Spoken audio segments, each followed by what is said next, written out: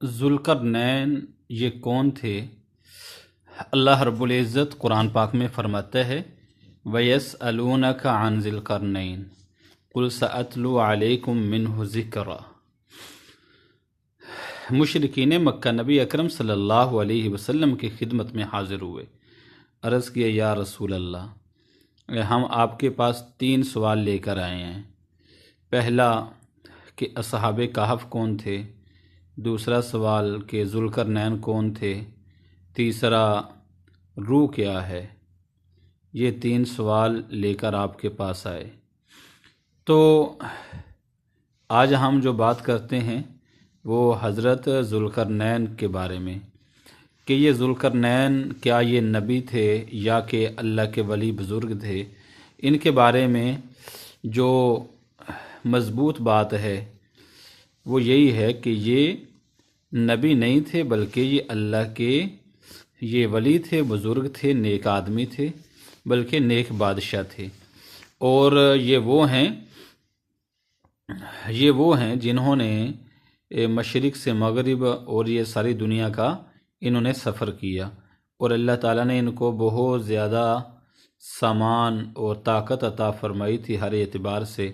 انہوں نے اس کو استعمال کر کے انہوں نے پوری دنیا کا چکر لگایا۔ اور ان کا جو واقعہ اللہ نے قرآن پاک میں بیان فرمایا ہے اس کے اندر یہ بھی ذکر کیا ہے کہ انہوں نے مشرق مغرب کا سفر کیا، اور ایک جگہ ایسی یہ پہنچے جو 2 پہاڑوں کے بیچ میں تھی کہ وہاں پہ یاجوج اور ماجوج رہتے تھے، کہ وہاں کے لوگوں نے ان سے کہا جی ہمیں یہ لوگ جو ہے نا یہ تنگ کرتے ہیں۔ تو انہوں نے پھر 2 پہاڑوں کے درمیان میں ایک بہت بڑی دیوار، بہت مضبوط، بہت بڑی دیوار قائم کر دی تھی کہ وہ ان کے پاس ادھر کو نہ آ سکیں۔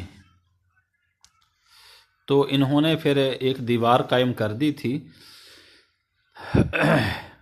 اور اس پہ بہت زیادہ خرچہ آیا تھا، اور لوگوں سے انہوں نے مدد چاہی، اور مالی قسم کی انہوں نے اس کی کوئی مزدوری نہیں لی، ٹھیک ہے، بس صرف انہوں نے کہا کہ مجھے آپ جو ہے نا میرے ساتھ مدد کریں مل کر۔ تو پھر انہوں نے ایک بہت بڑی مضبوط دیوار بنا دی تھی کہ ایک طرف دوسرے لوگ اور دوسری طرف وہ جو قوم تھی یاجوج اور ماجوج وہ، اور پھر وہ ان لوگوں کو بڑی آسانی ہو گئی اور پھر وہ تنگ نہیں کرتے تھے۔ تو اللہ تعالیٰ نے ان کا ذکر قرآن پاک میں فرمایا ہے۔ تو یہ کون سے زمانے کے ہیں، کب آئے کب نہیں؟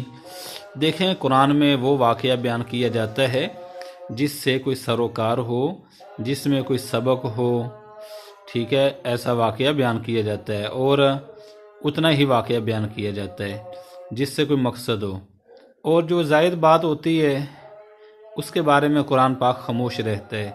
ایسے ہی نبی اکرم صلی اللہ علیہ وسلم کی حدیث بھی ایسے ہی ہے، ٹھیک ہے نا جی۔ تو اس میں کوئی اضافی بات، زیادہ باتیں نہیں ہوتی، مقصد کی بات ہوتی ہے اور ضرورت کی بات ہوتی ہے۔